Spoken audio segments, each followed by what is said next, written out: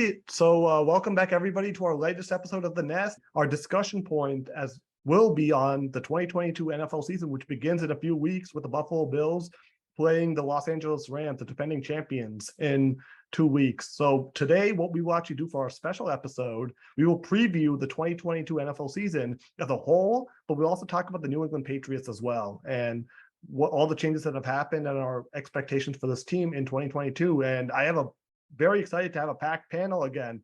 We have Anirban Chakraborty, Pratik Sinha, Rohan Venkatesh, and Ujan Talukdar joining me today. Guys, welcome back. Good to be here as always, and it's always good to be here before a new NFL season starts, and the next 4 months of madness are going to unfold, and we're going to see how it goes. So I'm always excited to talk about that.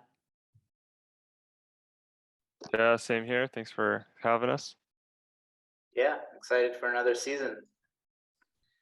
Likewise, good to be back as well on the show. Definitely, yeah. Awesome to have all of you back. So let's just first talk about the Patriots. So the first question is kind of an open-ended question. I just want to hear discussion. For Matt Patricia and Joe Judge, who have now replaced Josh McDaniels as the offensive coordinator for the Patriots, essentially, they're both jointly going to be working with Mac Jones. How concerned are you about the offense going into 2022 with these guys leading the way? Just because Mac Jones had a pretty good rookie season, but Joe Judge and Matt Patricia, their work in the past with Matthew Stafford and Daniel Jones, respectively, is kind of concerning. So I just sort of want to hear your takeaway.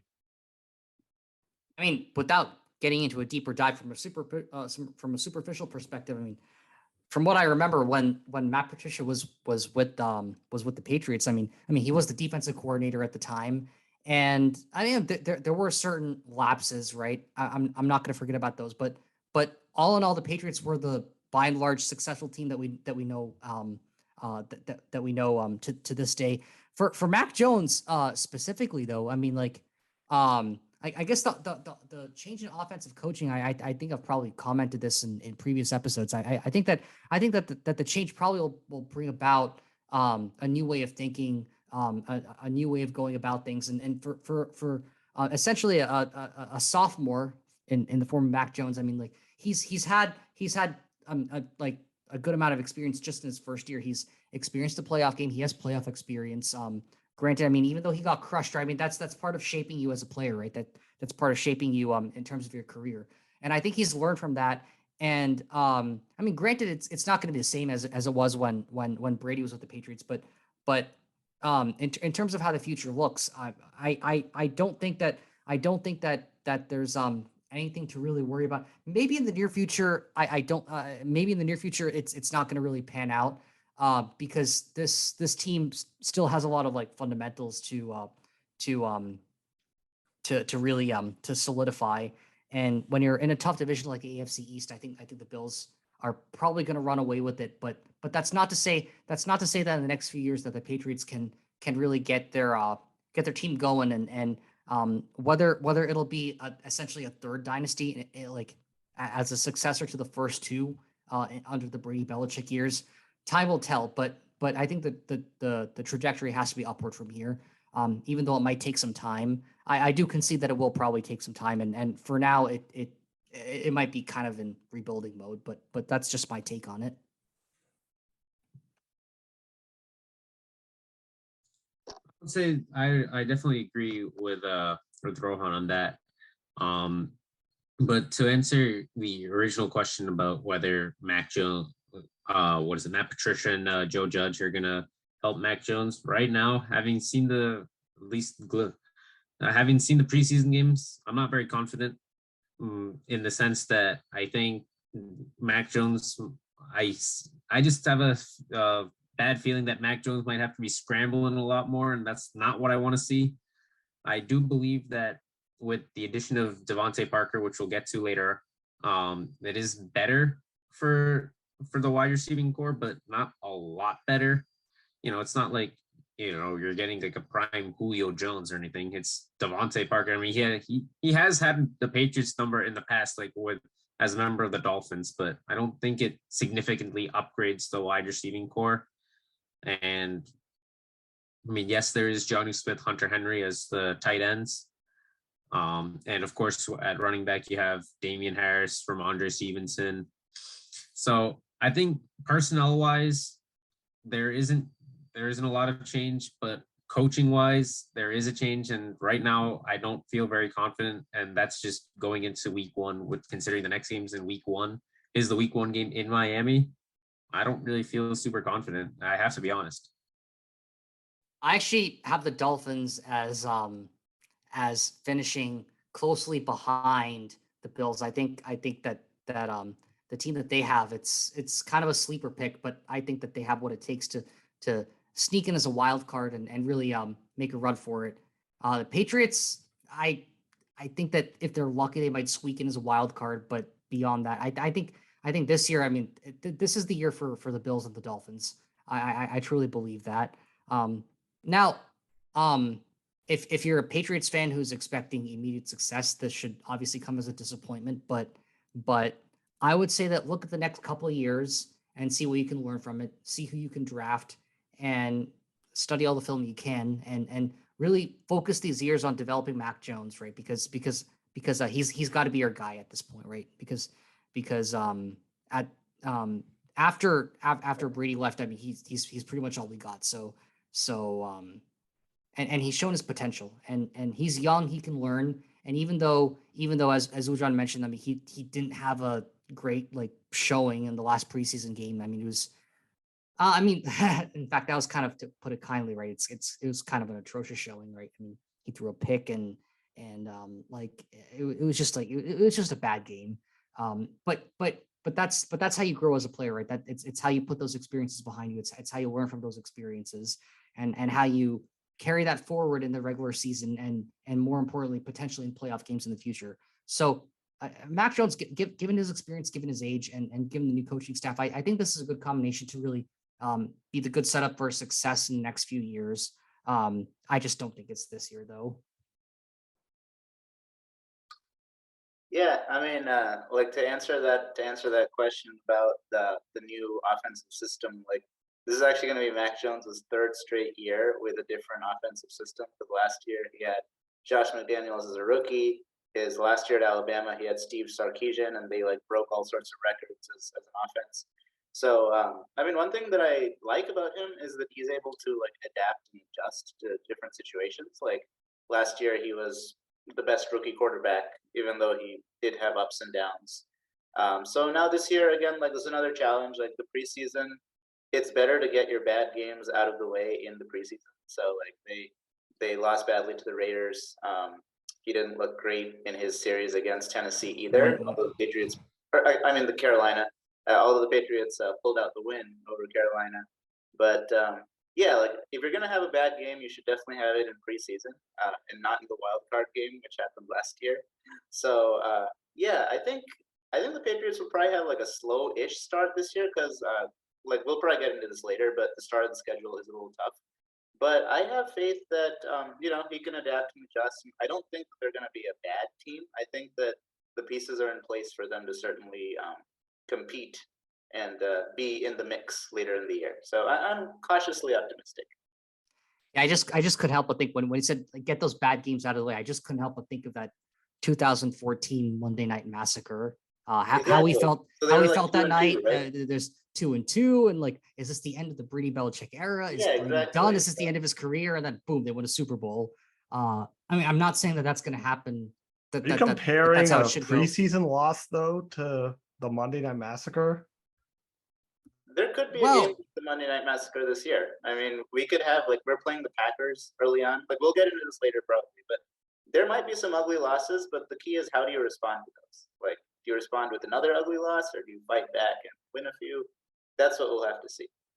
Yeah, I mean, I also just want to say this because I sort of alluded to it, but like I am definitely concerned about Matt Patricia and Joe Judge sort of leading the offense. Like Matt Patricia had Matthew Stafford in Detroit for 3 years, and we just saw Matthew Stafford win a Super Bowl with the Los Angeles Rams. And with Patricia, the Lions were terrible every year. So that is a little concerning that he's now sort of leading the offense when he couldn't even get anything done with Matthew Stafford. To be fair, Matt Patricia did kind of inherit a bad team. So they had Matthew Stafford, who was like a good enough quarterback to win a Super Bowl, right? Yeah, I mean he was good individually, but the Lions were never really in my opinion, Super Bowl contenders. So it's kind of hard to really judge him by that standard. I mean, if he had managed to turn them into contenders, that would have been a great feat on his end. But the fact that they stayed bad, the He's fact a that head coach. Isn't that what you expect a head coach to do to improve the team? well, yeah, but guess what? There's 32 of them. You can't improve 32 of the teams without making some of them worse. That's just the nature of competitive sports. But if I'm the Lions ownership, I brought in Matt Patricia to improve the status of the team. And by the way, the Lions actually were better in 2016 and 17. In 2016, they made the playoffs, by the way. So it's not like he was inheriting such a bad team overall. The Lions were a playoff team, at least. Yeah, they fired Jim Caldwell for no Yeah. reason. So that's actually not true that the Lions were a bad team. They actually were a pretty solid team, and Patricia made them worse compared to where they were before he was hired. Yeah, I mean, in defense to that, I will say like Josh McDaniels also was not a great head coach his first time, but then he went back to being coordinator, and then he ended up getting another head coaching opportunity. So hopefully for Matt Patricia, being back in a coordinator role, some of that stress and responsibility is off, and he can just focus on his craft. But let me just throw this out there. Like I often think that at the end of the day, the performance on the field, yes, it's dependent on the coaching, but at the end of the day, it's what the players actually execute on the field. The credit goes to the players when they succeed. The blame goes to the players when they don't succeed. And this is just my personal opinion out there that when things aren't going well, there seems to be some sort of knee-jerk reaction to do something quickly.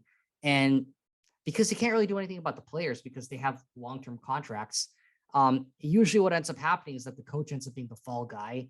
And I kind of think that that's kind of why the coaching position is so volatile. But is it necessarily the most fair? Probably not. But at the same time, I'll also say that the impact of coaching is probably not as really as much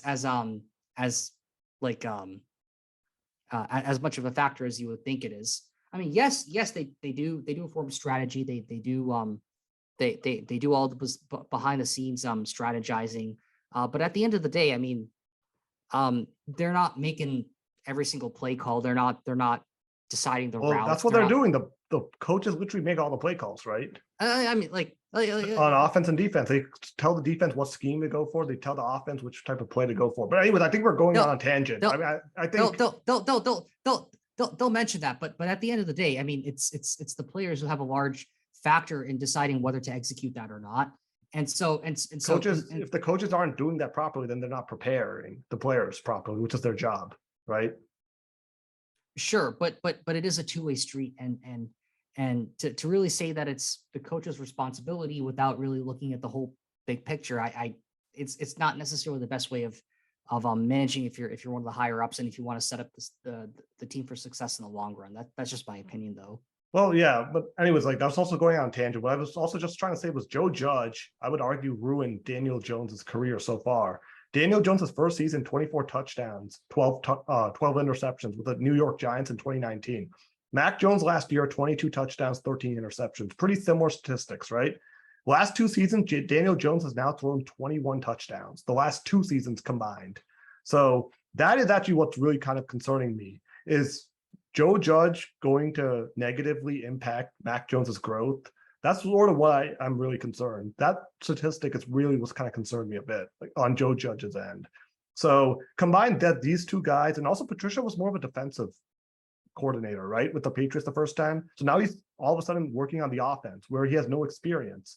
So now combine that with Joe Judge's history with the New York Giants, and I am concerned overall. But Nirvan, before we move on to the second question, I just want to get your thoughts on this quickly too.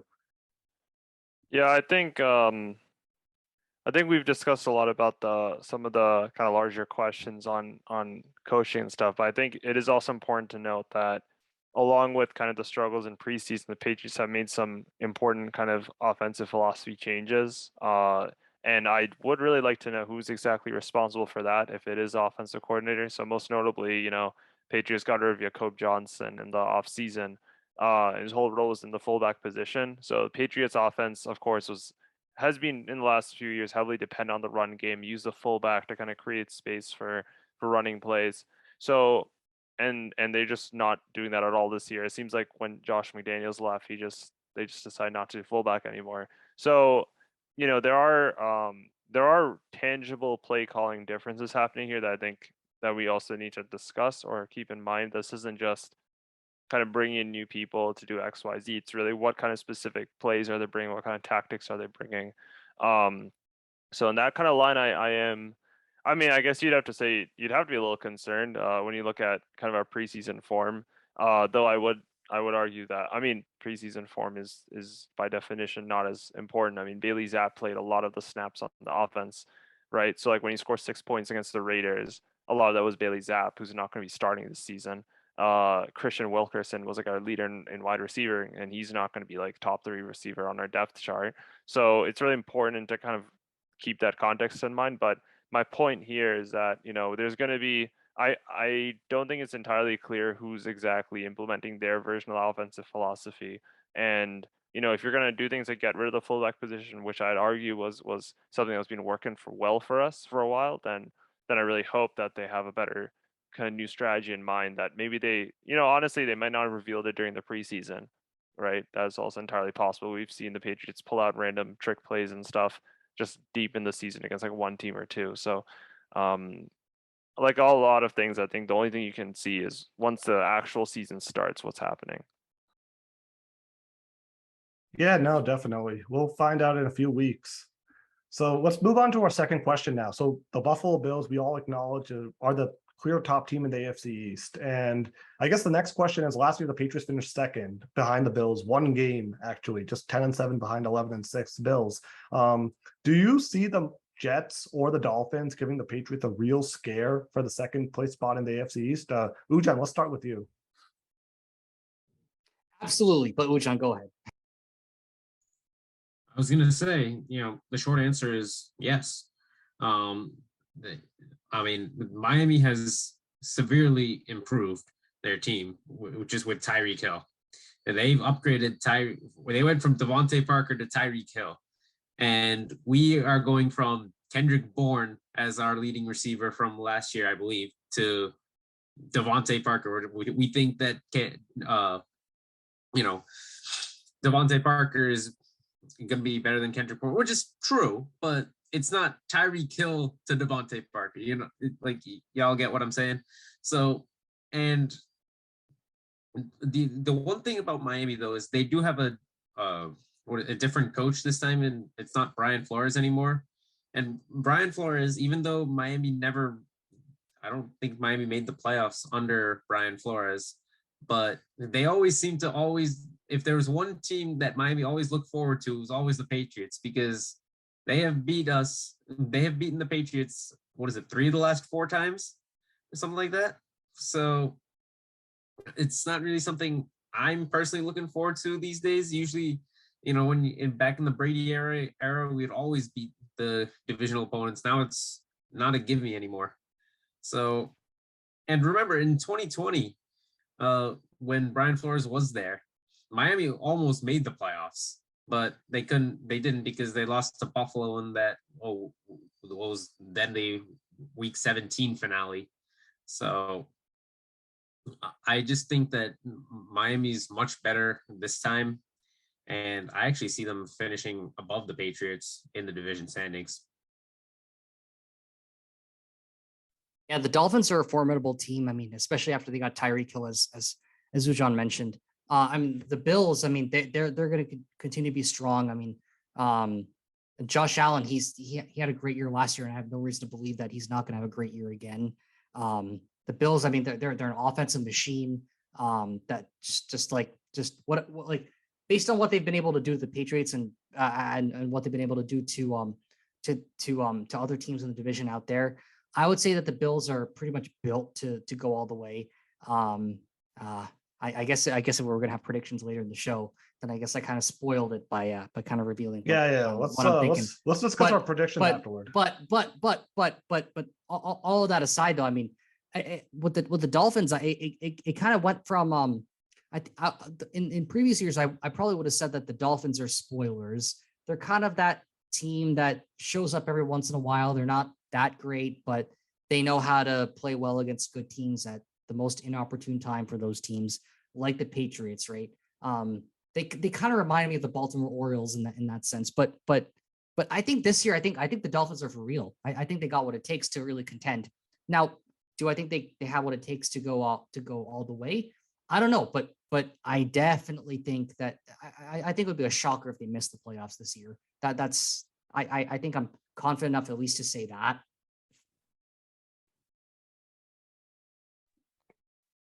I mean, I think like Miami Dolphins have been on that upward trajectory for the last couple of years, so I think there's always going to be discussion between number 2 and number 3.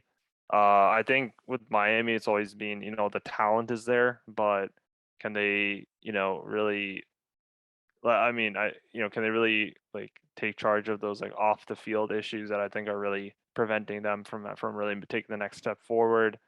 That's a big thing, and I mean, yeah, they have some new players in this year, like Tyreek Hill, obviously. But also, I mean, they made a few additions to their defense, like Trey Flowers, edge rusher, who I'm sure all of us are familiar with, who's with the Patriots. He got signed actually by Miami, so he'll presumably be in their starting rotation. So I mean, yeah, on paper, I mean, I'd say that Miami looks stronger than New England right now. As for the Jets, I'll believe it when I see it. I'll just say that. I mean, I don't know how many years I've heard about the supposed renaissance from the Jets, and I have yet to see it. And the last time it seems like most recently Denzel Mims wants to leave the Jets. He's one of their more talented like wide receivers. He actually had a pretty strong end to last year. The Jets are a team that they have some good players actually. I mean, Michael Carter is a pretty good running back. Corey Davis has been pretty good in off season, in the preseason. So like, I think there actually is some degree of talent that they can work with there. I think with the Jets is just the structural kind of historical challenges that they face it really kind of again putting these consistent performances. So I'm still not really worried about that. I think we really will be competing with Miami, and barring some kind of renaissance in our offense throughout the middle of the season, that which could happen, but I don't think we'd be able to predict that right now.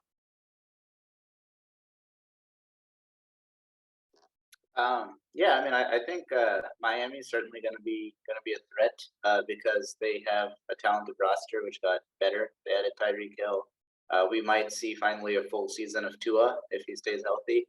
However, like I always think of them kind of as like a dysfunctional organization that holds themselves back. Like even with the coaching thing, like Brian Flores, he did a really solid job for them 2 years ago, and last year they started off like something like 1-7. And then they went on a tear and they actually finished over 500. They finished 9-8. Then they fired Brian Flores. And then like you learn about all these things, like the owner, he was asking Flores before to like lose games and offering him money. They were doing the whole tampering thing with Tom Brady, everything. So I feel like this organization finds a way to shoot itself in the foot in a way that the Patriots haven't done that much. And I think ultimately those intangibles, they do kind of come into play over the course of a long season. And there's always like injuries. I mean, injuries can come for anyone, but it seems like last year Tua got hurt. Hopefully he's healthy, and Tyreek Hill as well. But they feel to me like a 500 team, like a very talented team. But like when all said and done, they'll probably be somewhere around 500, which might not be enough to get into the playoffs. But I do think that they and the Patriots will be battling for that number 2 spot in the division. So it'll be interesting. And yeah, last year the Patriots got swept by the Dolphins, but I remember both those games were really close, so they could have both gone the other way. So let's roll the dice, and maybe this year the Patriots win both. We'll see. Yeah, that would be awesome. For me, it's just like I don't think the Jets are going to be like a major scare yet. I think they're still a year or two away, but Zach Wilson does look like he's getting better. He definitely improved towards the end of the season. So, and Robert Saleh and the former 49ers defensive coordinator.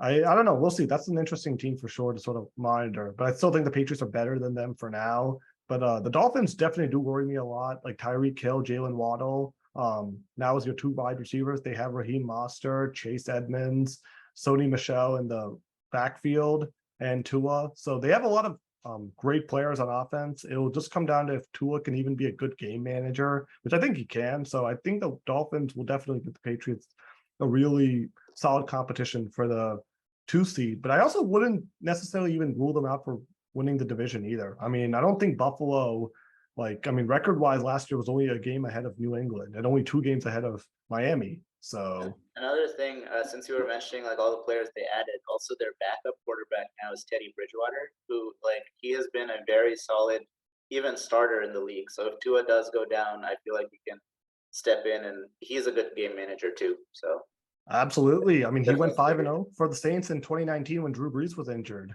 And the Saints ended up finishing, I think, 13-3 that year. So that was huge. He came in and was really big. So yeah, having like Bridgewater, if Tua is ineffective or just gets injured, I mean, I think I think Miami's going to be a real threat for sure.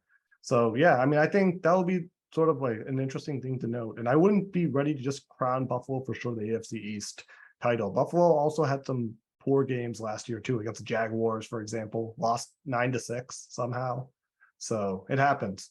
So anyways, let's move on to the Patriots wide receiver group. So obviously the big additions, Devontae Parker, who we talked about, and Tyquan Thornton, who's unfortunately going to be injured going into the season, probably 6 to 8 weeks. So hopefully he's not going to be ready until midseason. But do you feel confident overall, like pairing them with Jacoby Myers, Kendrick Bourne, Nelson Aguilar, and then Hunter Henry and Jonnu Smith as tight ends? Like, do you feel confident in someone like Kendrick Bourne or Devontae Parker emerging as the number 1 receiver for this team this season? Pratik, let's just start with you here.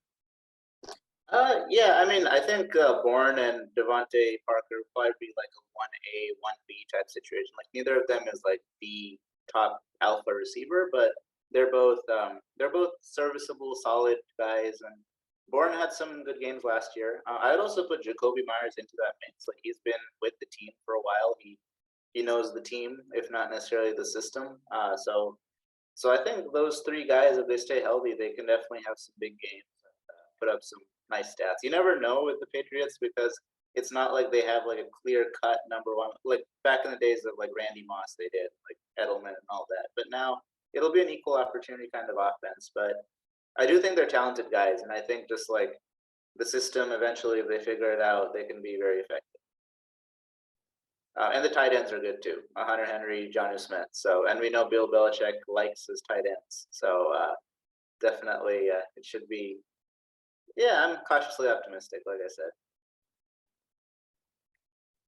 Yeah, I personally think I mean when you look at last season actually, both Kendrick Bourne and Jacoby Myers crossed 800 yards of receiving. Kendrick Bourne actually got exactly 800 and Jacoby Myers got 866.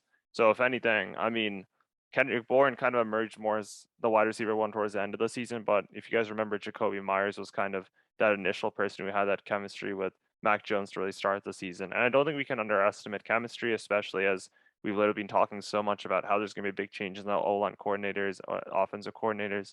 If anything, I think that's probably going to keep Devontae Parker down the depth chart because in these kind of changing kind of moments for the Patriots offense, I think it makes perfect sense to expect Mac Jones to primarily rely on Kendrick Bourne and Jacoby Myers, considering he passed them so many. I mean, he's had a whole year professionally working with them. I mean, Devontae Parker is really good. It's more like, or I mean, you know, he's good. The question is like, you know, first of all, can he be healthy? But also, I mean, what is the kind of preseason relationship he's built with Mac Jones? That makes a big difference. I mean, you just look at another rookie quarterback, Justin Fields. One of the big reasons Allen Robinson didn't work out with him was because didn't do well with the Bears that season was because he didn't have any chemistry. Justin Fields only threw to Darnell Mooney, which was itself a whole coaching fiasco. But the point is, rookie quarterbacks or young quarterbacks are going to rely on chemistry. And simply put, he just has a lot more of it with Kendrick Bourne and Jacoby Myers. So with that, I think it's fair to expect they're going to be at 1-2 punch, and Devontae Parker is going to be kind of the flex in that.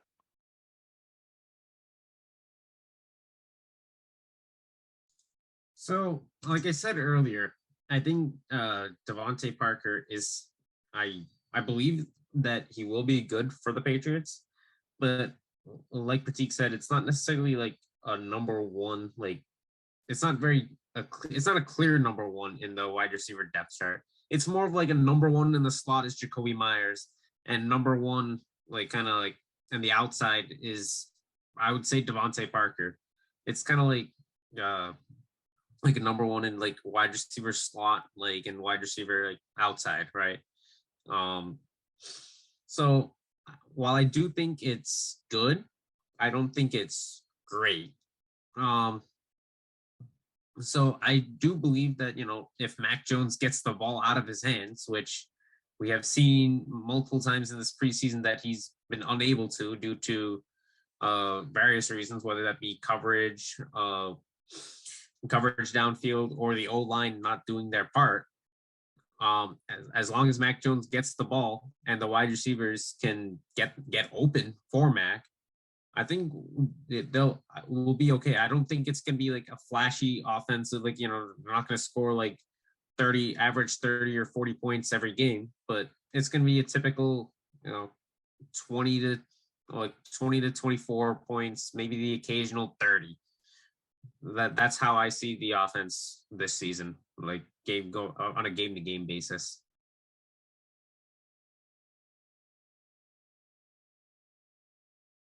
Yeah, no, I agree. I think Parker has been a number one receiver for Miami in the past. In 2019, he had over 1,200 receiving yards. So I think he has potential if he can stay healthy, but that's the thing, if he can stay healthy. I think Bourne has the potential, though, to hit 1,000 yards this season. So that's who I'm really excited about. And I think Jacoby Myers, he's sort of underrated in a way because he sort of does a lot of those he'll get a lot of those like kind of completions with like those kind of necessary third down completions, but he won't get those like flashy big catches always. So he's sort of under the radar. But yeah, I think the Patriots overall, they don't have a true number one, but I mean, I think they have good enough players that it won't be an excuse if the offense is playing poorly that they're not having talent. I will say that the Kendrick Bourne is more, I would say, if you're comparing the current roster to the players that the Patriots have had in the past, Kendrick Bourne is similar to Julian Edelman in terms of skill set, I would say. Because if you think of it, last season, Kendrick Bourne was used for like the jet sweeps, and Julian Edelman had those jet sweeps too. And they kind of are asked to run like the same routes, essentially, like the short to medium routes. Julian Edelman was never like a deep ball threat, and neither was Kendrick Bourne in his one season so far. But that also being said, Mac Jones never necessarily threw the ball like very far downfield. It was more of like a short pass and then a lot of yards after catch, right? A prime example was the Kendrick Bourne touchdown against Tennessee last season, on like third and medium, just a short pass. Kendrick Bourne by the time Kendrick Bourne caught the ball, it wasn't even a first down. He ran forward and got the first down and eventually the touchdown, right? That's just a prime example of what, and in years past, that's kind of what Julian Edelman would do, right? So that's kind of what I'm hoping to see out of Kendrick Bourne this season. That may be mostly true, but my favorite Kendrick Bourne moment from last year with that touchdown against the Cowboys, the 75-yard touchdown, after Mac Jones had thrown the pick six on the play before. So, I mean, Kendrick Bourne does have deep play potential. And that was a pretty awesome play, too. That's probably one of my favorite plays of the season, even though they lost that game. Just that sheer emotion. That was also the fact that Dallas blew that coverage. There were two guys there, and the defenders ran into each other. I agree it was an awesome play, but I think it could have been defended a little bit better from a Dallas. I got to say about that game, that was the last draft 2-4, and after that they won 7 straight. So some of the stuff we saw in that game, that was like the start of the turning point. So I don't know. I think I look back fondly on that just because we all felt so low after that. Like 2-4 is terrible. So yeah, some of the plays in that, they kind of laid the groundwork for some of the better moments of the season.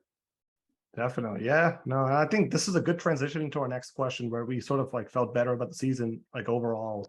But I guess this is kind of about the coaching now. So I guess the big question is, do you still trust Bill Belichick going into the season? It might sound like an extreme question, but there are a lot more doubts now. You're seeing a lot more Boston media outlets questioning whether Belichick is, obviously he's nearing the end of his career. He's 70, but like, do you think that like Bill Belichick, like he's like, do you still trust him the way you would when Tom Brady was here and the Patriots were winning Super Bowls or just in the contention every year? I mean, Anirban, I just want I'd say it's about time. I'd say it's about time that conversation start, right? I mean, if you know me and what I've said in the past, like on the show, I think that I mean, Belichick may have done well as a coach, but I think a lot of that success has just basically been behind the success of Brady, and Belichick is largely unproven without Brady by his side. And I mean, that's not to say that he's accomplished great things in the past, but I think that as an organization, the Patriots really need to start searching for a successor. And because as Amartey, as you mentioned, that Bill Belichick is nearing the end of his career. Who knows how many years he has left? I mean, he may have several years left. I mean, depending on how healthy he is, depending on how much longer he wants to coach. But I would say that even given all of that information, though, I think the Belichick brand just carries way too much baggage. And this is probably a controversial opinion within Pats Nation, but Belichick is largely the reason that the moment you leave New England, the Patriots are known as the cheating team. It's largely pinned on Belichick. I'm not saying that all that criticism is fair, but I think that if the Patriots can move on from basically the person who symbolizes that era of whatever you may call it, the rest of the country seeing the Patriots as less than honest, I think that'll definitely be a greater thing for the Patriots of the future. Now that's I'll qualify that by saying that not all that criticism was warranted, and if this were a longer discussion, I could point to why I think a lot of that criticism wasn't warranted. But at the same time, I definitely do think that it's good for the Patriots to get a fresh start. We do already kind of have a fresh start in the form of Mac Jones that we've kind of moved on from the Brady era. So I think it's only natural that we should start succession planning to really get to that clean break from that Brady Belichick era and really start writing on blank pages to form the next chapter of the Patriots history. That's just that's how I feel about it. And nothing against Belichick in particular, but I think that this is how the team should move forward from this point onwards. I doubt that'll happen given the relationship that he has with Kraft and the owners. But there will come a time when that kind of reckoning will have to happen. And when that does happen, I guess you can always look back on this clip. I mean, so I agree and disagree. So I agree with some of what you said, but I also disagree with what you said about Belichick being the sole reason the Patriots are viewed as cheaters. I think Spygate was definitely a part of it, but then Deflategate happened, and that was Tom Brady mainly being implicated. And outside of New England, now I did say that not all that criticism was fair. Yeah, but regardless of that, right? Like, I mean, you're basically saying Belichick is the sole reason the Patriots are hated when the Patriots the primary reason. I don't think so. I think it's also Tom Brady was a huge reason why the Patriots are hated, right? Tom Brady's not very popular. Now he's probably more popular because he's out of the Patriots, but he's just in general not a very popular player outside of the Patriots, right? Organization, just because naturally he wins so much, so fans of opposing teams just don't like him because he's caused so much heartbreak to their teams in the playoffs, right? Just ask the Atlanta Falcons or Seattle Seahawks or Carolina Panthers or LA Rams. But being frustrated that your team is losing is different from accusing another team of cheating. Like, those are two completely different one thing is, like, I feel like, I mean we can call it as we see it in the 21st century or whatever. Like, I feel like pretty much you look at any NFL team, they're gonna have skeletons in their closet, and I'd say like what the Patriots have is way less than like something like Bountygate, which like the Saints did, and then look where Sean Payton ended up. I mean, he was there with the Saints until 2021. Their GM Mickey Loomis is still there after being fined and stuff for Bountygate. So I mean, I feel like like Spygate happened in 06. It was a pretty, I mean, it really wasn't that big a deal. They're filming the Jets. And also, like, from a lot of reports at the time, it looks like that was 07, I believe. It was opening day. Yeah, first game of 2007. Yeah, 07, like 15 years ago, right? But a lot of other teams were doing it. The Broncos got fined in 2010 for doing it. No one cares, right? So it's like, if you look at skeletons in their claws, like, every team has something going on. And I'd say the Patriots have some of the least in that regard. I mean, you look at some of the stuff the Browns have been doing, look at some of the stuff the Dolphins are accused of. I mean, and in my opinion, like I think the Dolphins obviously just got hit by a fine for like match fixing or whatever. Browns obviously are implicated with bringing Deshaun Watson into their team with all of his accusations of sexual harassment and assault.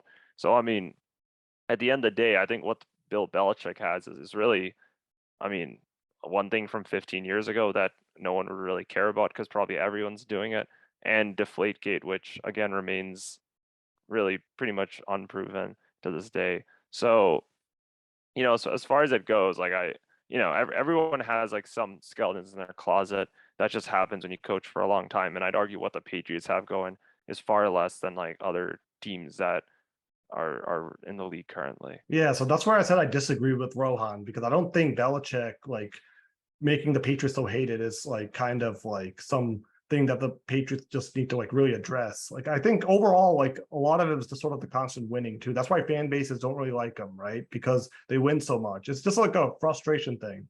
So naturally, yeah, like people are just going to point to cheating if things don't go their way because of what sort of happened in the past. But I would disagree that you would let go of Belichick because of he makes your team more likable if he's gone. I don't agree with that at all. I will agree with I wouldn't you, necessarily say I wouldn't necessarily say let go, but I think that succession plan. No, so that's where I agree with you. I agree you need a succession plan. I just don't agree that Belichick makes the team so much hated or anything like that. I will agree with you. I think there is a succession plan that actually kind of got botched now that Josh McDaniels is in Las Vegas, because I think McDaniels was the succession plan. That's why the Patriots convinced him to stay in New England and not go to the Colts in 2018 after Super Bowl 52. McDaniels was prepared to take the job. And I think McDaniels was viewed as a succession plan until Belichick basically told the Patriots that he actually isn't planning to step down anytime soon. He really wants to catch Don Shula and the all-time NFL wins record. That's what his real goal is, I think, at this point. And if he can, maybe win another Super Bowl without Tom Brady. So I think that's really why Belichick is still sort of here. And as long as he does a good enough job coaching, the Patriots are not going to let him go. I think that's the real chip on his shoulder. He like he can't stand the fact that he hasn't won without Brady, and that's I think he's not going to go anywhere until that happens. I feel like at this point it's personal for Belichick. Isn't that good for the Patriots then? If he's that motivated, like wouldn't that mean the Patriots? He would help improve the Patriots overall. Not necessarily, right? Because I mean, if that kind of motive translates into better performance, that's one thing. But I feel like I could be wrong about this, but if it is indeed what I think it is, and it is personal, I happen to think that he might make some rash decisions in the process, some which are more emotional rather than logical, and that's just going to drive the team into the ground in the long term. No, that's possible too. But I do want to also just hear the thoughts of Pratik and Ujan on this. So Ujan, like, what are your thoughts? Do you still trust Belichick after like these past few seasons? And Pratik, I'll after Ujan. So it's a little bit of a gray area for me in the sense that we know I don't really know what the plan is in terms of, what was the reason of bringing Matt Patricia and Joe Judge in areas that they didn't necessarily excel in. And now I don't know if that had to do with Belichick or if that had to do with Kraft. That's one thing. So, because remember, Joe Judge was the special teams coordinator before he went to the Giants as a head coach. So, and now you're bringing him in as on the offense side, and offense and special teams don't really go together the same way offense and defense don't really go together, right? That makes it a little more puzzling. Now, like I said, I don't know whose decision that was. I'm guessing it's Belichick's decision as to where he wants Patricia and Judge on the coaching staff. But I do like, and at least in recent times, I do like what Belichick is trying to do in terms of like signing free agents. I was okay with when we got Kendrick Bourne and in the 2021 offseason, drafting Mac Jones, right? Getting Hunter Henry, getting Jonnu Smith. Like, I'm sure Bill Belichick had a say in that. I think evaluating talent isn't necessarily isn't his weak point. It's probably one of his stronger points. But in terms of, decision making, in terms of like in game during the games itself, that's when I start to question, what's the thought process? Because sometimes, like, when you're seeing the game on TV, you don't really know what the thought process is. And during the preseason, right here, a prime example, one half it's Matt Patricia calling the plays, another half it's Joe Judge with Bailey Zappi. Like, it seems as though Belichick doesn't even know who's gonna call the plays, and I understand that's part of preseason to kind of iron those out. But I feel like, after one, maybe two preseason games, like, have somebody call the plays like the entire third preseason game, right? So I just think that's the part I'm a little skeptical about. But if I have to make a definitive answer, I think Bill Belichick is approaching the twilight of his coaching career. Yeah, I actually agree. I agree with Ujan there, because I think Belichick, he's 70 years old now. Like, I don't think he's going to coach many more years. So this is really like his last, like the beginning of kind of like his last stand, so to say. So he's been assembling the roster. I thought the 2021 draft was really good, even beyond Mac Jones. They got some other really good players, Christian Barmore, Ramondre Stevenson. The free agency, he went all in, because I think, like Rohan said, he really wants to prove he can win without Brady. That's like the one thing that he hasn't done. He's won 6 with Brady. So yeah, he's going all in. As for the coordinators aspect, I don't know what the overall vision is with Judge and Patricia, but I think he has something in mind. I also think Belichick is quite attached to coaching the Patriots at the moment, because his son is on the staff as well, Steve Belichick. And I think, like, if maybe deep down, he's like, when he retires, he would like maybe Steve to be like the defensive coordinator. Or, by the way, both sons are on the coaching staff, not just Steve, Brian as well. Exactly. So maybe Belichick's ultimate dream is that when he retires, Steve takes the reins or something, right? Like, that's a while away, and I don't advocate for nepotism.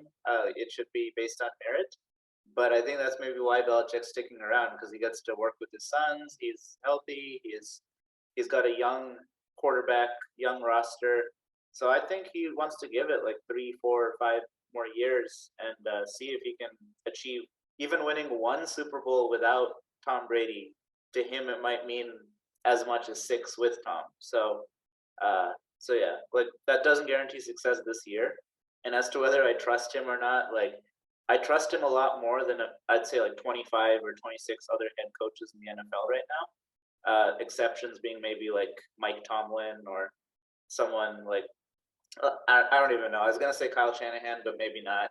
Not Andy Reid, because he doesn't win a whole lot in the playoffs either. So yeah, I mean, I like where we are right now, and yeah, I'm willing to see where this goes. Yeah, definitely. I think, yeah, like, I agree. I think when it comes to trust among other coaches, like, I think Sean McVay, he's kind of viewed as the hot commodity right now. Like, Absolutely, yeah. everyone views him as like the best head coach, and I agree he's like up there. But like, in terms of like long-term like legacy, I think what made Belichick so special was he was able to have his team great for 20 years, even with Tom Brady as a quarterback. Like, having the rest of that team disciplined for so long, even now, it's really good. So I hope that he can. I think he still does have it. I just don't know what his current plan is, but I trust that he has some plan in place, and that the Patriots will sort of surprise people. But let's see. But I guess on that plan, though, one thing that doesn't make a lot of sense right now is the defense. So just moving on to the next question before we get to our Patriots prediction. So how concerned are we about the Patriots defense in 2022? Because they didn't really make any major additions, and that same defense, minus J.C. Jackson, who went to the Chargers, that was the same defense on the field against the Buffalo Bills back in January. So how concerned are you overall? Like, I mean, obviously you're going to play Buffalo twice again. Like, are you concerned about this defense, like, going into 2022, like being like a mediocre to bad defense, or do you think they'll actually surprise people and actually be better than we expect? So just quick thoughts on that. I think we're going to be better. And I actually say this like with my chest.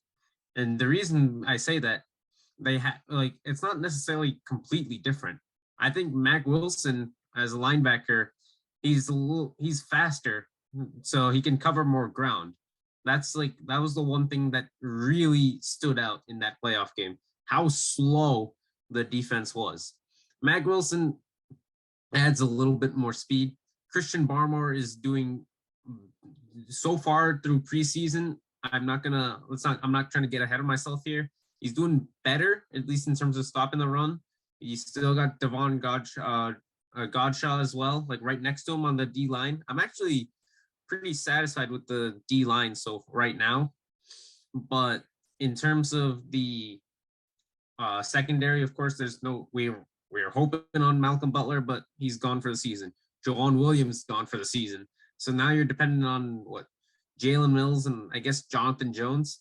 So I just I think Jonathan Jones was a decent signing. Like he's not exactly like one of the top corners in the league, but I think he's been essentially like a journeyman around the league. I think he was with Houston for a fair bit of his career. Are you talking about Jonathan Jones or Terrence Mitchell? Oh, sorry, Terrence Mitchell, yes. So I think overall, I don't think they're not going to necessarily be one of the top defenses, but they're not going to be like bottom of the league or anything. I think it's going to be like middle of the pack in terms of defensive rankings.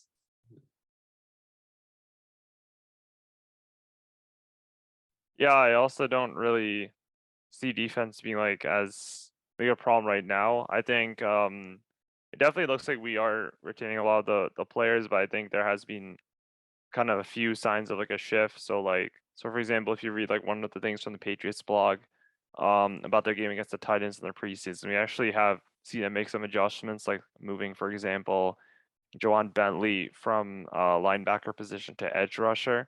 So as a result, they're able to put kind of more mobile people in the linebacker position, like Raekwon McMillan, for example. So if you remember, I think it's not as much what's happened here is that we're not as much like replacing every player, more like kind of trying to shift them around to add more athleticism. Because when you look at where athleticism was more of a challenge for us last season, it was the linebacker position, right? That's kind of what was the thing about getting destroyed by the Bills. It was because our linebackers were getting kind of out hustled, out sprinted by Josh Allen and really the rest of the Buffalo offense. So I think what's been happening is that maybe we're going to see them trying to change the people who are in the kind of first line of defense and edge rush or whatever. And then, I mean, there might be some changes in linebacker. I think Matt Judon is coming back, of course. And I haven't yet heard of any injury or anything that caused this slowdown last season, but I assume that there was something going on. Other than that, I mean, remember, we still have Kyle Duggar, who's still got a lot of time ahead of him. He's like 26 or something in the safety. He was pretty good last season outside of that really poor game. So I'm not actually as worried as I was if you'd asked me right after we lost to the Bills, because I feel like in this case we're really making do with kind of trying to move people around rather than overhaul the entire defense, while we're in the process of overhauling the offense. So I think it's always a bad idea to try to do that, like offense and defense at the same time. I will say one thing that they didn't. There in the 3 games that we played against Buffalo, there was that one game. Of course, this is probably like an outlier to this. To y'all probably know what I'm going to say here. Is the 10 points that we allowed in that wind game or whatever it's officially called now in the history. The Windy Miracle. Yeah, that one. So, I mean, allowing 10 points against Buffalo in Buffalo. Remember, this is not Gillette Stadium or anything like that. So, and overall, I just think that holding a high-powered Chargers offense to 24 points in a win, right? The week 1 against Miami, we lost that game, but Miami only had 17 points that game, right? These are just, I say that because, and even I'll even say, what was it? I think Buccaneers, it was 19 points against the Buccaneers. That I was gonna say Cleveland 7 points, right? Tennessee, the eventual number 1 seed in the AFC, held to just 13 points, right? So I think overall, while they didn't allow a lot of points in those games, they did allow a lot of yards, which is gonna happen like in any game, right? There's always gonna be one deep ball that's thrown against you, and where the wide receiver beats your secondary, right? It happens, like, maybe once a game, but it just shows that the Patriots defense is capable of preventing the other team's offense from getting into the end zone so much over the course of the regular season, with of course the exception being the playoff game when it counted the most. But I think it's going to be a learning experience. It's not, like we talked about Mac Jones having playoff experience. How about the entire defense? Like it's going to be a learning lesson for everybody on the team, not just offense, defense, even special teams too. I would put that in there as well. So, like I said, the middle of the pack will be. I think that's where I see the Patriots defense. Yeah, I would have to say like with the defense though, that's probably like the only major area of concern. I mean, I would say like with other areas of the team, I mean, offensively, I mean, it's probably not where we want it to be or where we need it to be, but I think it's generally on an upward trajectory. With the defense though, I think the Patriots would have to make some drastic moves in the next few years, because I mean, after that loss of JC Jackson, I definitely think that void was kind of hard to fill. I mean, initially in the offseason, I kind of thought that like when the Patriots got Malcolm Butler, I thought, okay, maybe there's a glimmer of hope. And then he got injured. So there's not really much to work with at this point from a defensive standpoint. Now that void has to be filled either through the draft or whether it's through making a trade at some point in the future. But that I would have to say is probably what's going to hinder the Patriots, at least for the next few years. The time will come to make a big trade, but I just don't think that time is now. But that I mean, no matter how you look at it, offensively, defensively, special teams, yeah, this is a decent team, but I think this team is a good few years away, at least, from contending again.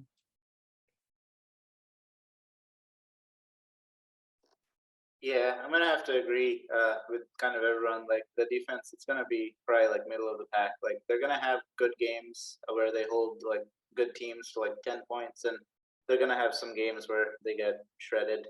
But I think ultimately, like they do have solid pieces.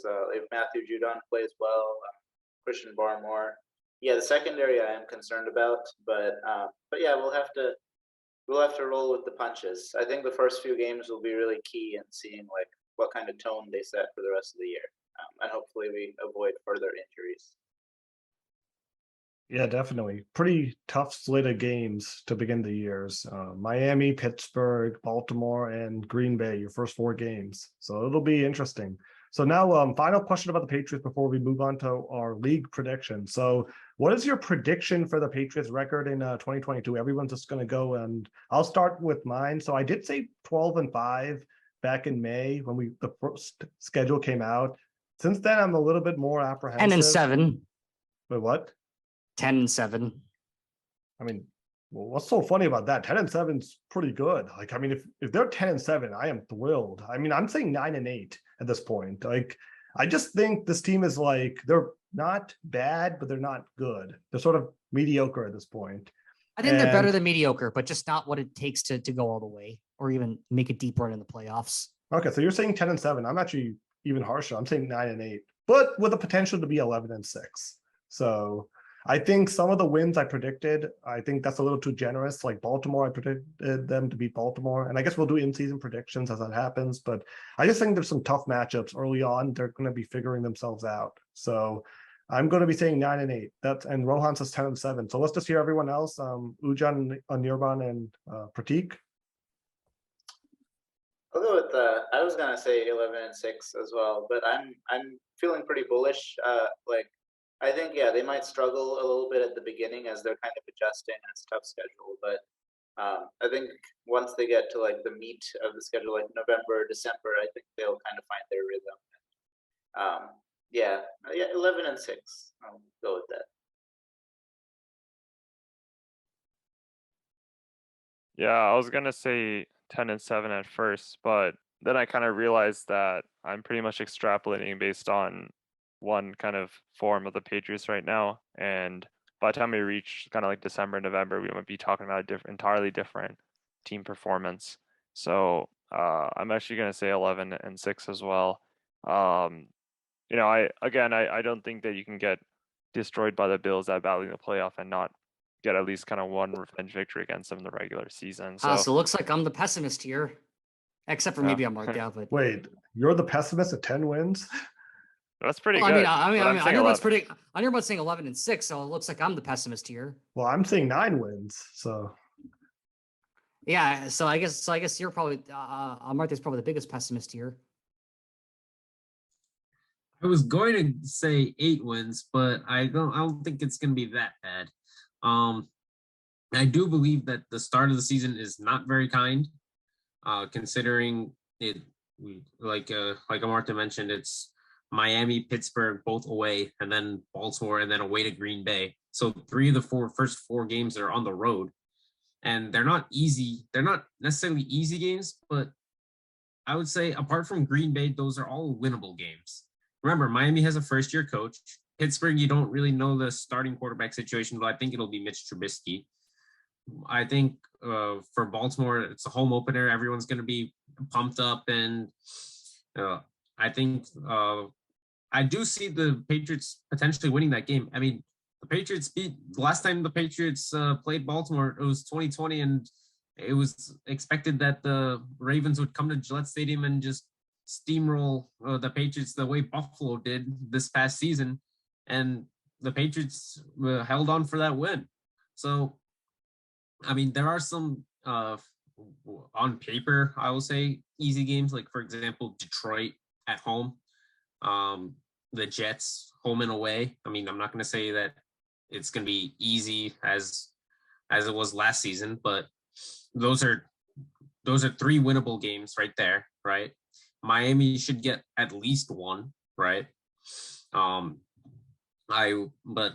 going out west to like Arizona and Las Vegas on 2 primetime games. Minnesota is going to be a difficult one Thanksgiving night, but I do see that as a potential. I do think that is a winnable game. But so I'm going to say 9-8 though.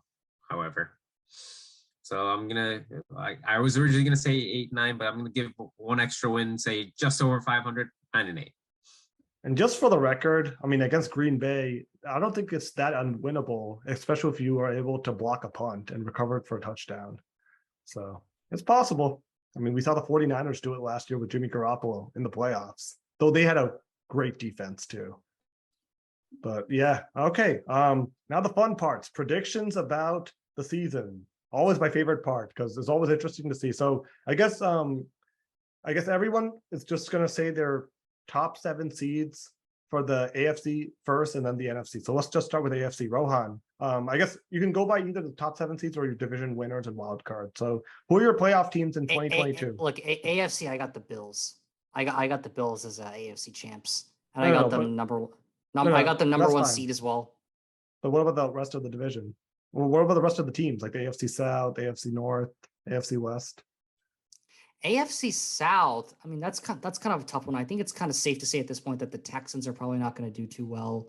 The Colts might sneak in there. They're looking okay this year, but I think the Colts might sneak in and make a run for it. Other than that, I would say probably, yeah, that's got to be my pick for the AFC South. In terms of AFC West, I have a strange feeling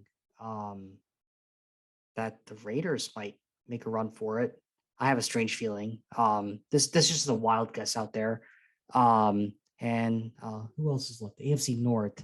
In the AFC North, I think the Browns are probably not going to do too great. I think they're pretty much handicapped at this point. In terms of other teams in the AFC North, I mean, the Lions, I don't think they're going to do too great. I have to go with the Steelers, AFC North. So I believe that covers all 4 divisions in the AFC.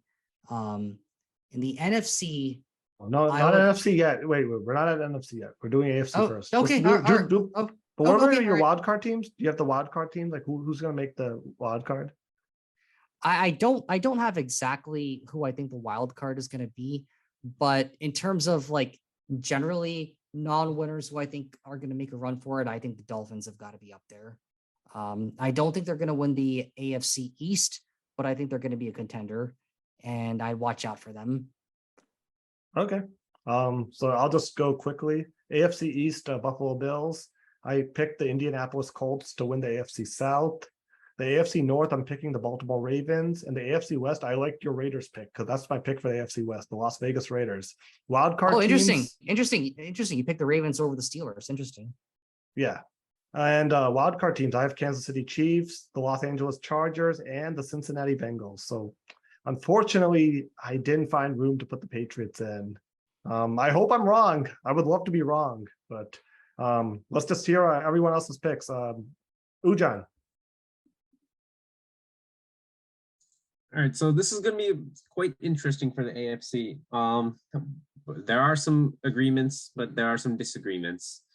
So, in no particular order in terms of seeding, I'm just going to go with the division winners to start. North, I got Baltimore. South, I got Tennessee. I believe in Mike Vrabel. Remember, Derrick Henry will be back. East, I got Buffalo, and West, I got the Chargers. I think with Justin Herbert, I think they have a very high-powered offense, and Brandon Staley now has a year of head coaching under him. I think the year 1 to year 2, we talked about the year 1 to year 2 with quarterbacks. I think Brandon Staley is going to be one to look out for year 1 to year 2 as a head coach. We should have this topic conversation for head coaching year 2. I think going from a coordinator to head coach, it's a different transition. Now that Staley has one with a very good team, I think the Chargers are a team to look out for. In terms of the wild cards, I do have the Raiders as a wild card team. I do have Kansas City and Cincinnati to round that out, round out the AFC playoff picture. So no room for the Pats in the playoffs, unfortunately.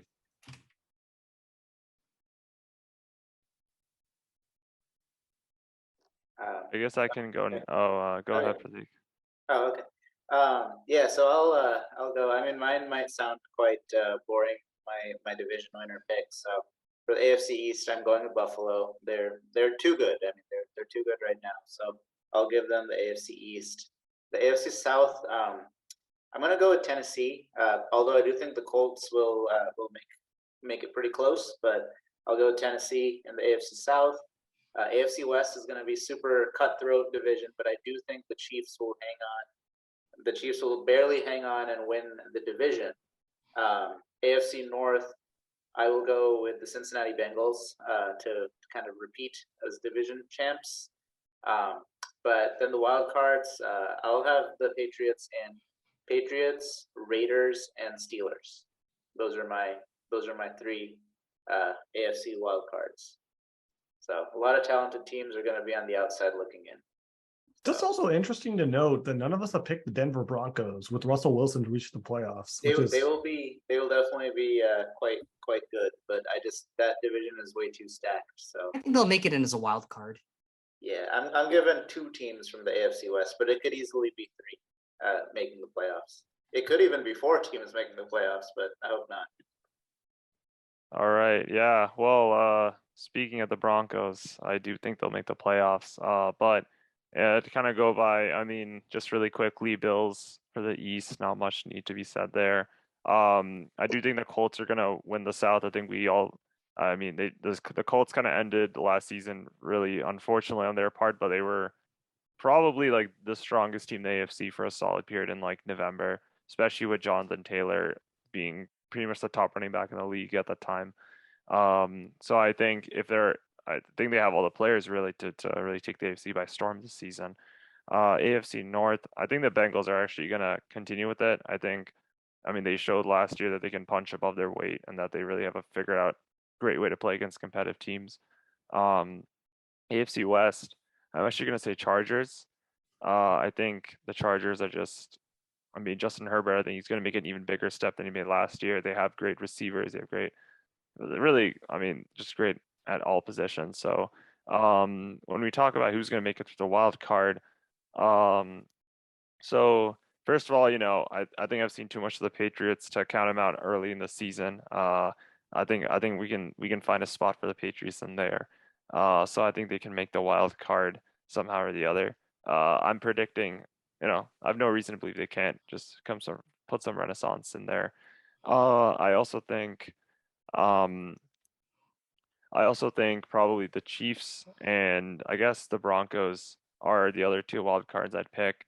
I'm actually leaving the Titans out. They're actually playing the AFC West this year, so that means they're gonna have games against, well, the Broncos, Chiefs, Raiders, Chargers, and I feel like at the end of the day, like we've seen Tennessee kind of pull rabbits out of the hat in the regular season the last couple of years, but when they're up against really big teams like these, I think they're gonna struggle, and maybe this will be the year they actually don't make the playoffs. Okay, and then really quickly, just going through the NFC. So for me, I'm picking the Philadelphia Eagles to win the NFC East. The NFC South, I'm picking the Buccaneers. NFC North, the Green Bay Packers. NFC West are the Los Angeles Rams. Wild cards, I'm going with the Minnesota Vikings, the 49ers again, and the Dallas Cowboys. So that's my pick. No team has won the NFC East 2 straight years since like 2004. So I don't trust Dallas to do that. So that's why they'll make the playoffs as a wild card. But I definitely agree with you that the Buccaneers and the Packers are going to be division winners. The Eagles, I guess I can get behind you on that one because I don't really see any other viable contender in the NFC East. So I guess I'll have to agree with you over there. NFC West, I'm kind of tempted to give the Niners a chance. As outlandish as that may sound, I'm kind of tempted to give them a chance that they might kind of sneak in. They might make a run for it. But that's my wild prediction for the NFC West. I don't really know who the wild cards are going to be, but I have a strange feeling that the Cowboys are going to be in there as a wild card. Beyond that, though, I don't know. Maybe this is a total wild guess here. Maybe the Commanders sneak in. This is totally wild though. But that's not that wild. They won the division 2 years ago. So. Yeah. But that's my take on the NFC. Pratik, what about your hometown team now? The Commanders, I mean, they're looking good, but the thing is that their quarterbacks always get hurt. So like, if Carson Wentz can hold up, they'll certainly be in the mix. But for the NFC East, I'm gonna be boring again. I'm gonna pick Dallas to repeat just because I think they have the most talent on paper. I know they lost to Amari Cooper, but I think the Cowboys, they'll have just enough. And usually that division, if you go 10-7, that's enough to win the NFC East. So I'm gonna say Dallas for the East, Tampa for the South because they're the only team in the South that is actually good. So I'm gonna go with Tampa Bay. Tom Brady, age 45. He'll lead them to another division title. Now the NFC North. As much as I dislike Green Bay and Aaron Rodgers, they're still the best team in the division, barring injury. I know they lost Devontae Adams and all, but I am going to stay with the Packers there. And in the West, I am actually going to go with the Cardinals. The Cardinals, they're hosting a Super Bowl. I'm not saying they'll get to the Super Bowl, but they're going to host the Super Bowl. Kyler Murray, year 4 for Kyler Murray. He's really got to make that step, and they do have a very talented roster. So I'm going to pick the Cardinals to win the West. Wild cards, defending champion Los Angeles Rams. They'll definitely get in the playoffs. I'm giving them the 5 seed. Philadelphia Eagles, and I'll let the Commanders slip in there as the 7 seed. They'll probably get destroyed by the number 2 seeded Packers, but anyway, at least they're in. Is it too early to do Super Bowl picks, predictions? Well, no. That's the last question. So we're not there yet. Okay. So I guess I'll go ahead next. Some of them kind of boring. NFC South is also, I mean, Buccaneers is the only one I can see there. NFC East, I don't know. Maybe I'll go a little outside the box. I think the Giants might be kind of interesting. It's been a few years since they've done anything relevant, but I think they've there are some good words about Daniel Jones in this year's preseason, so maybe that translates into something. And like you said, it's just such a volatile division. I feel like anything can happen in there. We all know how the Giants missed out because of because of the Eagles a few years ago. So that's there. The NFC West, I'm going to actually agree with Pratik on the Cardinals, because we always see I'm expecting some kind of post Super Bowl hangover for the LA Rams. It's very difficult to put in the same strong shift 2 years in a row, and they're coming up against the Cardinals, who I think, maybe with Kyler Murray, maybe this new kind of contract decision will kind of up his game, kind of make him, I guess, kind of develop a lot more responsibility. So I think if he does that, then the Cardinals can be really, really strong. NFC North, I'm actually going to go with the Vikings taking the NFC North. I think we have to remember that Devontae Adams, and I think Aaron Rodgers being quite honest about the fact that he probably thinks Adams is like the only good wide receiver on that team. He's not exactly known for having a loving relationship with some of his teammates. So I'm not exactly predicting it's going to be smooth sailing for the Packers this year, lest we forget all the drama that they had last season versus the Vikings. Justin Jefferson keeps getting better and better. They have Dalvin Cook. They have they have an offense that's really good on its day. And then when we talk about the wild card, I think Dallas always has to be in the discussion for the wild card. I think they're going to make it. They have too much offensive firepower not to. And then I honestly think the LA Rams, and I guess the last one would probably actually go to the 49ers. So I don't actually have that much stock in Wait, you Packers. have the Packers missing the playoffs? I do. Wow. I mean, name me. That's we'll the see. shock pick. That's got to be the shock pick of the night. We're gonna see if Aaron Rodgers can actually, what can he do without Devontae Adams? And I think that's gonna actually hurt the Packers a lot more than people are appreciating right now. Way more than any other team, given how much they depend on him for like all of their receiving output. Well, that is a bold pick. So Not to Right. mention they don't have Wow. much tight end situation going on. So My picks are close to diametrically opposite, in terms of like how the playoffs are going to shape out. But are we ready to do that, or is? well, it we too have a couple early? more questions before we Okay, get all right. there. Okay. I'll let you. I I'll let you haven't do done that. my NFC picks in. Oh, I'm Hold on. sorry, Eugene. Go ahead. So I'm actually very closely aligned with Omarta here in the sense that I have the same division winners: Green Bay in the North, Tampa Bay in the South, Philadelphia in the East, and the Rams in the West. Now, when I say Rams in the West, I don't necessarily believe they're going to go back to the Super Bowl, although they very well might. In terms of wild cards, I do have Dallas. I do have Minnesota. I do not have San Francisco, though. Instead, I have Arizona in place of San Francisco for Martes. So I do see, I think, as Anirban mentioned, Justin Jefferson is a huge talent for Minnesota, as is Dalvin Cook. Dallas, well, they could have easily beat San Francisco in that wild card game if they weren't for so many penalties. And forget about the last play. And Arizona, well, they have a very high-powered offense, but they've undergone some change. They trust Kyler Murray. They'll have DeAndre Hopkins after his suspension.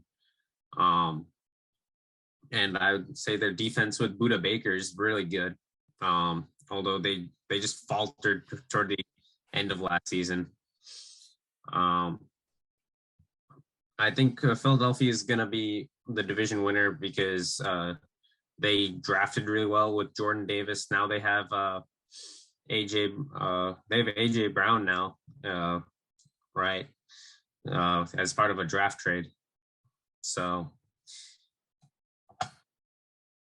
I'm going to say that, like I said, those are going to be my picks right now for the NFC. Yep. No, those are good picks. Yeah. I mean, I think overall it's going to be interesting. Like, I think Philadelphia is sort of a risky pick because I still don't think they're as good as Dallas, but just Dallas, I've just found in the past, they're kind of like Green Bay. Like, they're the type of team I assume is like a good bet, but then they find a way to let you down. So Mike McCarthy is the common thread. well, even with Matt LaFleur now, like last year I picked Green Bay to reach the Super Bowl and we saw how that went. So I think I've learned. So we had a couple questions, but since we already kind of gave like our predictions, like the next two questions were like, which team is the biggest disappointment for 2022 and which team will make the biggest jump? But from our answers to these questions, you could kind of get a sense of what we were talking about, right? So who we picked for missing the playoffs versus making it. So we don't really need to go back into those questions. Let's go into the fun speculation of head coaches next. First NFL coach to be fired this season. It's always like that fun question to speculate. Who's it going to be this year? Ujan, do you have any Sean thoughts? Payton. Fired. He's not a coach though. Oh, yeah, my bad.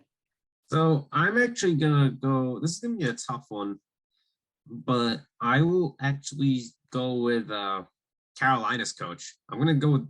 It's gonna be an intro. I say that because Matt Rule. they went for Baker Mayfield. Then none of us had Carolina in the playoffs, and I think that if you're gonna upgrade from Sam Darnold to Baker, and considering that Baker Mayfield was a number 1 pick, albeit from Cleveland, and you're essentially getting like 2 quarterbacks from the same draft class, like now on the same team. I think I just don't think it's gonna work out as essentially all of us are saying. So for me, it's gonna be Carolina's coach. I think Ben Rule, right? Matt Rule. Or Matt Rule, yes. By the way, no, I agree with you 100%. Matt Rule is totally on my list. Another name to just watch out for. I guess it's you guys picked the Cardinals to win the division, but if the Cardinals do underachieve, Cliff Kingsbury is a very intriguing name on that list to kind of watch out for. And if he has another underachieving season in Carolina, or sorry, with Arizona this season, I could see the Cardinals potentially making a move. They've invested heavy money into Kyler Murray now with the contract, and if it's not working out with Cliff Kingsbury, they're probably going to go in a different direction. So that is another interesting name to watch out for if the Cardinals underachieve once again. But I agree with you, Ujan. Matt Rule is totally on the top of my list.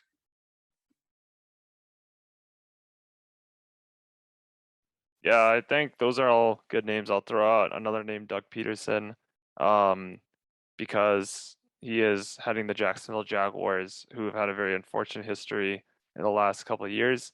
And I think, they're I feel like this season, I mean, you could say all you want last season. I mean, at the end of the day, Trevor Lawrence was not in a position to succeed last season.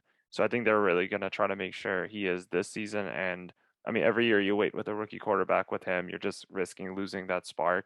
So I feel like if the Jaguars are not really able to meaningfully improve from this season, then Doug Peterson's going to be under the wire.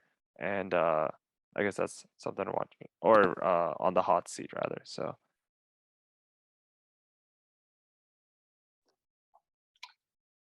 Yeah, I actually I also agree with Matt Rule because he's been there for a few years now. They haven't made the playoffs, and this is kind of like now he's on his like 3rd, 4th different starting quarterback. So at some point you got to stop blaming the players and take accountability. So yeah, I think he's on the hot seat. Carolina, if Baker underperforms, I think Matt Rule will take the blame for it, and he'll lose his job. It's never fun to see anyone lose their job, but it happens definitely in the NFL. I think last year it was Urban Meyer, right? He got fired mid-season because he was just horrible. So yeah. Yeah, John Gruden. Well, Gruden technically didn't get fired, right? He resigned. He resigned, yeah, and it wasn't due to performance of the team. It was just because of like other stuff. So yeah, okay. Yeah, okay. And we're almost there. Just which player will win regular season MVP this season? So it's always the MVP curse, right? Whoever wins it never wins the Super Bowl. So which player do we bestow that honor to this year? Past few years, it's been Aaron Rodgers, who has lived up to the expectation of falling short in the playoffs. I'm gonna say. I'm gonna go. I'm going to. Oh, sorry. No, I said Joe Burrow. Oh, okay. Yeah. Joe Burrow's not a bad choice. I mean, like I actually have a strange feeling it's not going to be a QB. I'm going to go with Stephon Diggs. I have a strange feeling that a wide receiver winning MVP. It's been a long time since that's happened. I mean, Randy Moss in 2007 had the greatest season for a receiver, and Tom Brady won MVP. Tom Brady. So Yeah, I mean, if Stephon Diggs has a monster season, that probably means Josh Allen has a monster season, right? I feel like the only way a Sure. receiver can win is Sure, if but I feel like this is the odd year where the QB doesn't win it. I have a strange feeling. Yeah, like he'd be the only the way a first receiver wide can- receiver to ever win MVP, I believe. Yeah. Well, I mean, Cooper Kupp won Super Bowl MVP, but that was like one game. Like, I feel like the only way a receiver can win regular season MVP is if their like main quarterback gets hurt, then the backup also like plays well, and the receiver. It's rare, but I'd love to see it happen. I mean, if DJ Moore all of a sudden like plays like 8 games with like Baker Mayfield and Sam Darnold comes in and they have another 8 games and he sets the record for like 25 touchdowns in a season, then that might be possible. I mean, You never know if he makes some insane receptions or on a tough pass if he happens to if he happens to make like great catches. You never know. I mean, yeah, like you said, most of the time that credit goes to the QB, but if it's a bad throw, if it's an under pressure throw, and he has to catch it at an awkward angle, or if there's some insane kind of helmet catch or something, I don't know, you name it, right? I'm not saying it's going to happen, but I feel like you would it's have to do it every play, by the way, in order, like you're saying, like insane. Like it would have to be like every play he's making is it would some, have to be like the incredible Minneapolis grab. Miracle, like every time he catches the ball, Yeah. probably. again improbable, but I think if there's a year for norms to be broken, it's this one. Okay. So Pratik goes with Joe Actually, Burrow. I want Go to on. jump in, and I was just gonna say, for me, it's gonna be Kyler Murray. I think he, after the whole contract, he got the new contract, and then there was the clause about like watching film and all that. I think he's gonna prove everybody wrong, and he's gonna go out and put an amazing show. Like instead of falling away after the 7-0 start, they're gonna come back. But I had them as a wild card team. So maybe there will be a little bit of a fall, and maybe they'll win into a playoff game. But I think it'll be Kyler Murray, especially with the weapons he has.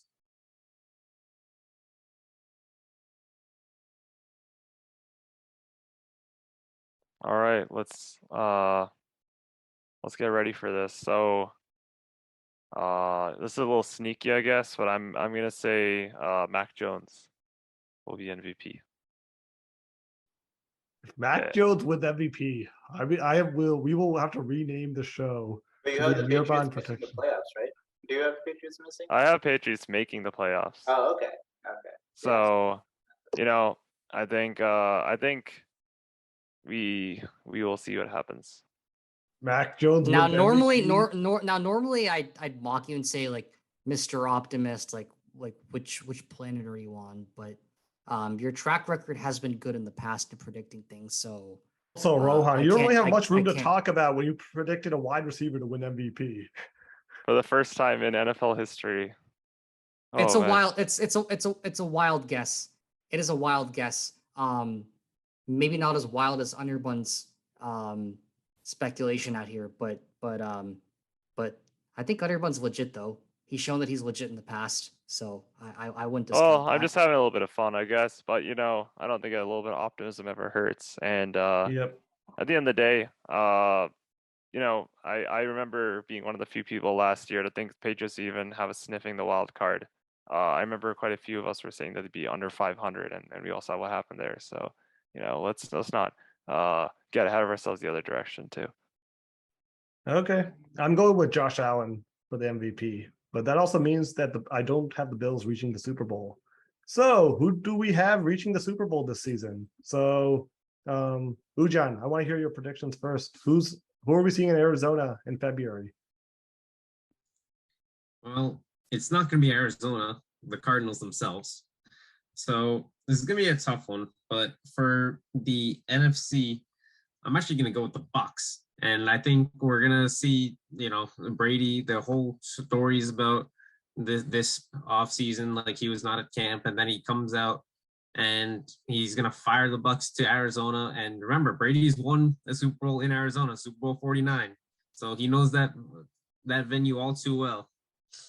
The AFC, this is going to be very interesting. I have I have quite a few good teams. I don't see Cincinnati making it. Kansas City, can't really say that. I'm not very confident with them right now. Las Vegas, they're good on paper, but you know, it still remains to be seen. Buffalo's definitely a favorite, but they always seem to falter against Kansas City, but consider they might actually get past this hurdle this time. I'm actually going to go with Buffalo versus Tampa Bay this time. Who wins? Oh, Tampa dude, you Bay. stole mine. Tampa Bay. Okay, and Rohan, you have the same prediction? Or I got the same one except the opposite result in the final. So I think the NFC Championship is going to be. I think Aaron Rodgers is going to go up. I think the Packers are going to make it to the NFC Championship, and they're going to choke against Brady and the Bucks in the NFC Championship. where have we seen that before? AFC Championship, I think the Steelers are going to make it, but they're going to fall to the Bills. The And Steelers then- make the AFC Championship game, and Stephon Diggs is winning MVP. Yep, that's what I got. Yo, who's the Steelers quarterback? Oh, Like, actually, who is their quarterback? that's a good Think question. Mitch We're Trubisky. not He's saying we're- Mitch Trubisky to the AFC Championship game. we're not gonna know. We're not gonna know Any who it small is. hands ticket? We're not going to know who it is, but I think Mike Tomlin has what it takes to take this team that far. I know this kind of contradicts what I said earlier about the limited influence that coaches have, but I wouldn't count the Steelers out. I think that they are one of the better teams in the AFC North, and I think they're going to get hot at just the right time. And I see them somehow squeaking into the AFC Championship. I don't have them winning it though. I have them getting crushed by the Bills at the AFC Championship. And that means that the Bills have to face their old nemesis in the form of Tom Brady, but this time they'll take him down. That's what I got this time. Okay, I mean that's possible. I can see that happening. I'm just gonna go very quickly.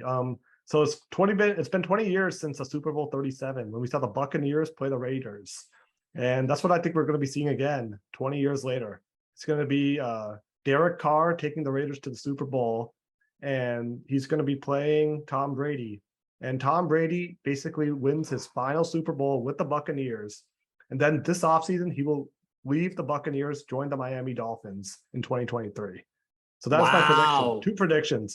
So not only are you saying that he's going to win, but he's going to win and not retire. And not only is he going to not retire, he's going to jump ship again. Yes. And he will lead the Dolphins to the playoffs in 2023. But his final playoff game ever, a loss to Mac Jones and the Patriots. In 2023, I think Whoa. retires. You think that's going to be his final? So you think at that point he's going to like legit retire? Yeah. As opposed to fake retire, which he's already done. He will be so demoralized from the loss to Mac Jones, he will retire. But yeah, anyway, that's just for fun. Okay, let's hear on Nirban and Pratik. That's a fun prediction. All right, yeah. And does this happen in Miami or does this happen in Gillette? I said Just out of Miami. curiosity. Gillette. His final game is going to be a last-second interception thrown. Oh, okay. Okay. All right. Yeah, so I guess I'll say from the NFC, actually, this one's a little tough because I think there's a lot of teams in the mix. I think the Cardinals actually do have a shot at reaching the NFC, reaching the Super Bowl. I don't know what the Tampa Bay Buccaneers maybe. I mean, as long as Tom Brady's there, obviously that's great. But I mean, we thought that last season too, and they lost in, I guess, the first round. So it all depends on how the bracketing plays out. Like who plays who early on. So I think Cardinals could have a shot there. I do rate them pretty highly. The AFC, I do think this is gonna be the Chargers year. Actually, I feel like they've been kind of knocking on the door last season or two. And I just think that they have that kind of hunger, that drive, and really just one of the most potent offensive units in the league. So I think the Chargers are going to play against the Cardinals, and I actually think the Chargers are going to win the Super Bowl. Oh, Chargers, interesting. So LA again, just a different team.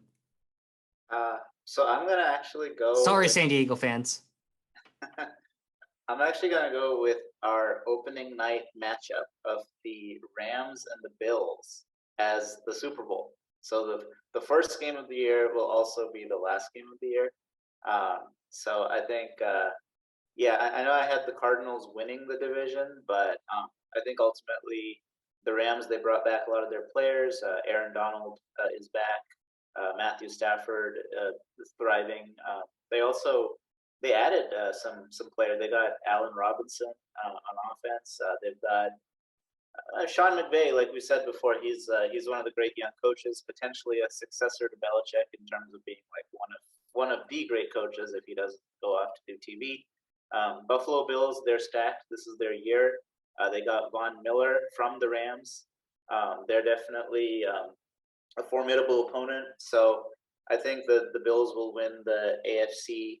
They'll finally beat the Chiefs, get over the hump. I think the Rams will play the Buccaneers in the NFC title game, and basically Tom Brady hasn't been able to beat the Rams since he went to Tampa. His last win over the Rams was actually the Super Bowl 53 with the Patriots. So I'd kind of like it to stay that way for personal reasons too, because I was there. Yeah, I'm gonna have the Bills will defeat the Rams in a very close game. That's what I've got for the Super Bowl. Awesome. Very interesting predictions. So we'll see. I mean, so yeah, it'll be a very interesting season coming up overall, but that's going to be our NFL season preview for 2022. Whether or not we are right or wrong, who knows? I'm already having doubts on Rohan. We can always look back. We can always look back on this, and time will tell whether this has aged well or not. I'm already pretty confident that Rohan's MVP pick is going to be incorrect, as are the Steelers are not going to be reaching the AFC Championship game. But I also am having doubts on Mac Jones winning MVP too. So we'll see. I mean, it'll be a very interesting season overall, but that will be it for this episode. It was a long one, but we covered all the ground, and we are very excited for the football season. We'll be covering every week of the season, from week 1 to Super Bowl 57. So stay tuned every week for the best coverage in the country for football. Until then, yes.